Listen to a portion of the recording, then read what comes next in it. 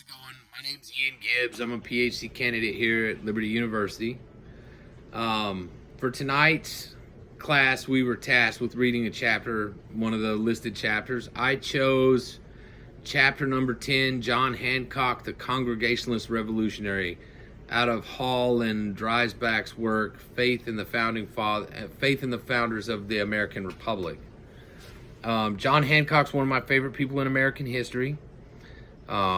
I study civil conflict and revolutions. That's what I do for a living. Actually, I work for the Special Operations Training Detachment here at Fort Polk, and we spend a lot of time focusing on that. I never really thought about looking at his religious views as a driving factor in his decision-making process. I guess I should have thought about it sooner. I mean, he's from Massachusetts, for one, and it's the colonial era, so men were definitely more religious then than they are now. But Hancock was a lifelong member of the Brattle Street Church. It's a pretty famous church in Boston.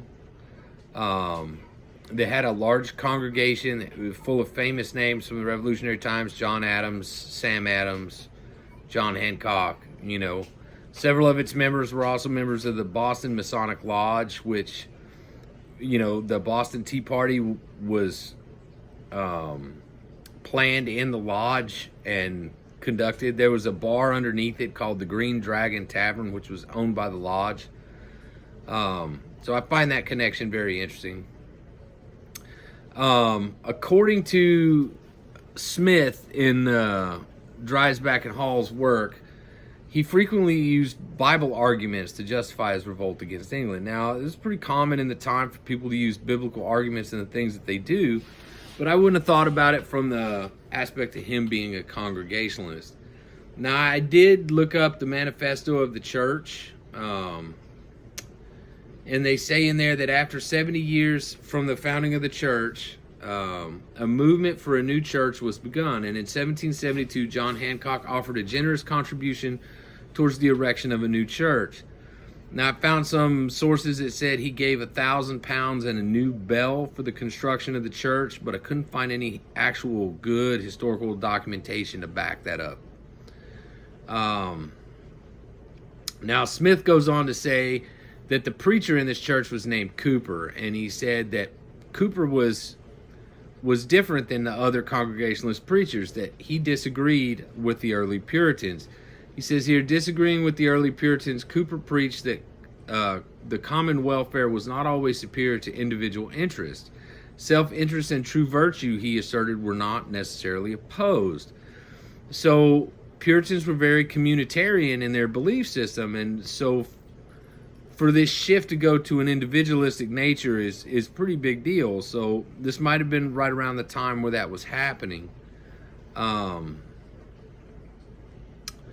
The Akers goes on to claim that, Smith continues to claim, his claim that God called Christians to pursue our own welfare by following the path he designated was more in tune with Adam Smith's economic theory than John Calvin's theology.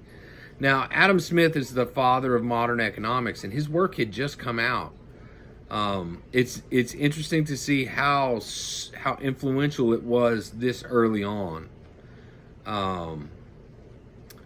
So then I found some work here in Akers and in Brown. John Hancock, in his inaugural address, said that because Christian piety and virtue were essential to the stability and success of the state, Governor Hancock urged Massachusetts legislature to support every measure that did not infringe on individual rights of conscience. So Hancock believed that as the governor later in life, that the church should kind of have a say, that we should use our Christian understanding of the world and project it through the machinations of government, but not to discriminate, right? Because he knew that, you know, Massachusetts had Congregationalists, had Quakers, there were Anglicans there, the Baptists had just started forming there. So he kind of knew that maybe their path wasn't always correct, but their path was important. Anyways, I found this chapter very interesting, and John Hancock's not one that's often talked about as religious, but this was very eye-opening. Anyways, I can't wait to see y'all's discussions, and I hope you all had a good week. Bye.